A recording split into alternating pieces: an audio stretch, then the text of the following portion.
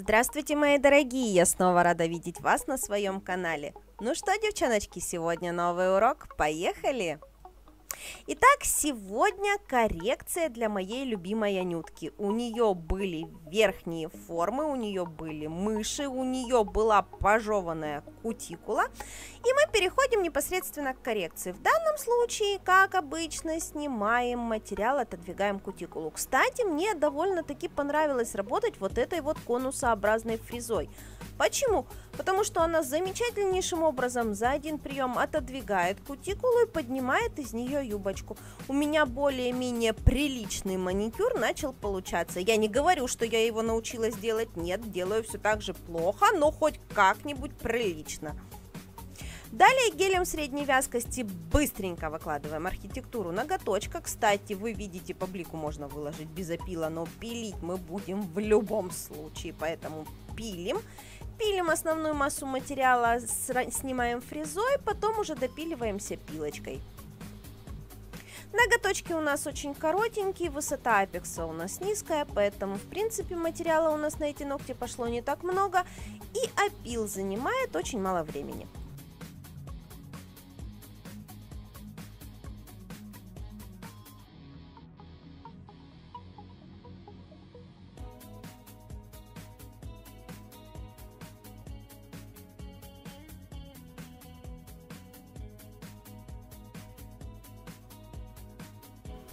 Ну а дальше мы переходим к покрытию. В данном случае мы решили сделать черно-белый вариант ногтей с золотом и посмотреть все-таки, на каком цвете золото смотрится интереснее, на черном или на белом.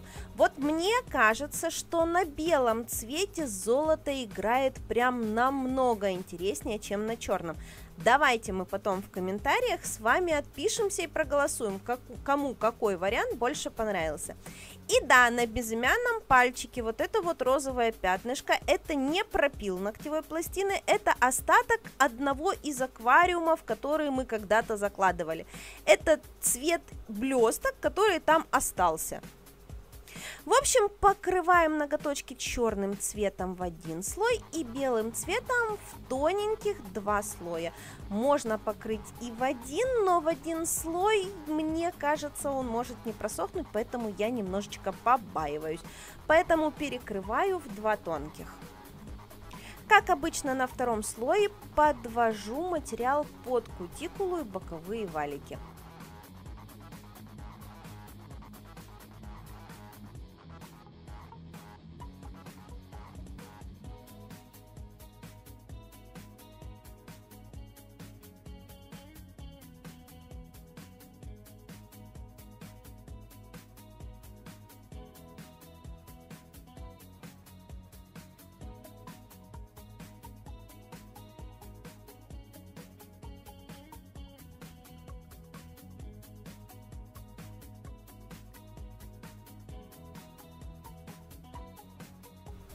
Ну а дальше подготавливаю ноготочки под литье пигментами. В данном случае я не стала перекрывать финишным покрытием, у меня довольно-таки средних два слоя цвета, поэтому я бафлю сразу цвет и рисую элементы под литье. В данном случае у нас будут вензеля. Вензеля рисую черной красочкой, потому что литье всегда лучше всего смотрится именно на черной краске.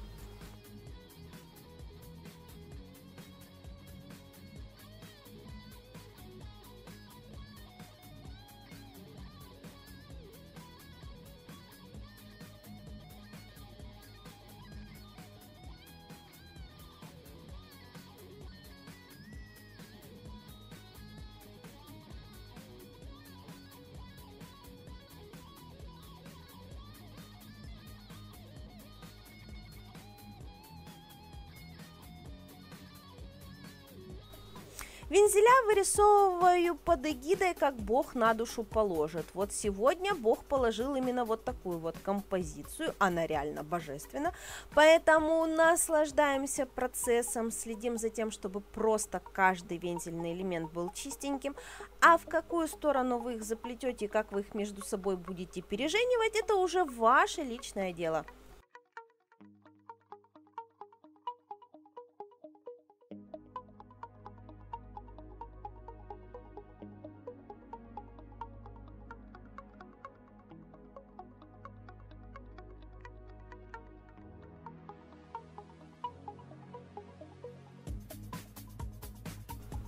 На втором пальчике точно такую же композицию стараемся расположить в зеркальном отображении. То есть стараемся повторить наши элементы в противоположном направлении.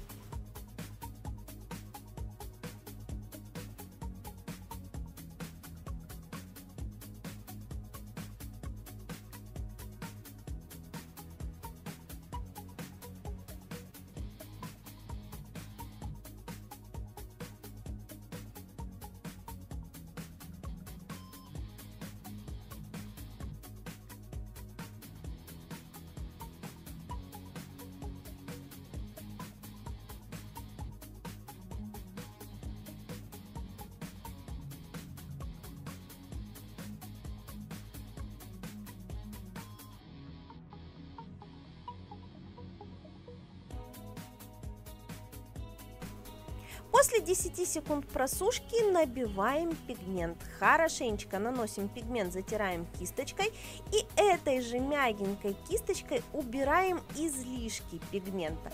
Если вдруг где-то у нас излишки не дотерлись, мы дотираем либо обезжиривателем, если мы где-то там плохо забафили и пигмент втерся в поверхность, либо просто ватным диском, если у нас пигмент лежит на поверхности ногтя.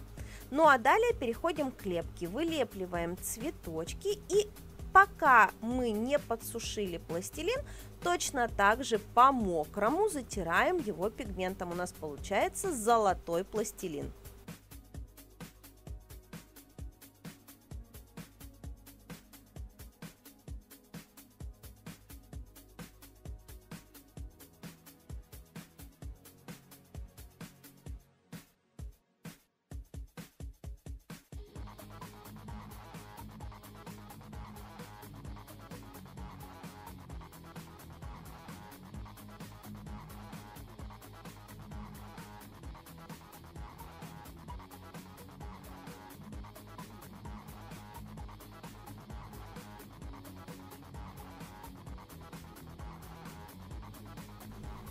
И после того, как мы его затерли и просушили, я решила добавить светотеневых моментов. Мне показалось, что слишком плосковато смотрится золотой пластилин на золотом вензеле. Для того, чтобы выделить какие-то элементы, я добавила светотеней.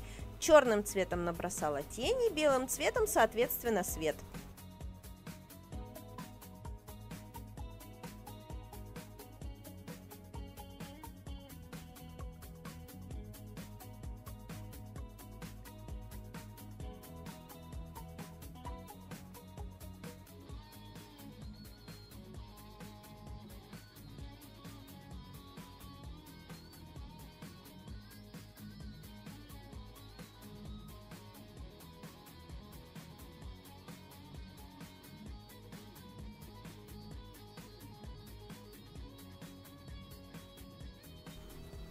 А вот тут вот перекрываем наш дизайн финишным покрытием, причем перекрываем таким образом, чтобы максимально снять финиш слепки, чтобы лепка у нас не была залита финишем, чтобы максимально объемы у нас остались.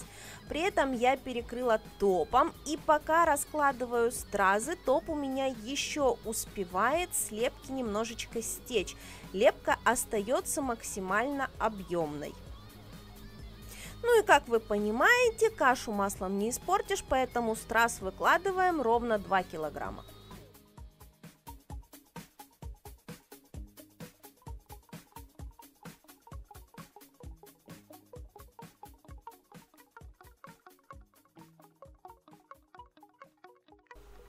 И для того, чтобы добавить немножечко больше контраста на черном цвете, я добавила несколько белых вензельных элементов. Опять же, когда добавляешь белый цвет, все становится волшебным, все становится изящным, контрастным и очень интересным. Вот в этом месте как раз таки у нас на экране 2 пальчика, можно посмотреть, на каком фоне золото смотрится богаче, на черном или белом. Надо было, кстати, на черном фоне делать серебро для полного контраста.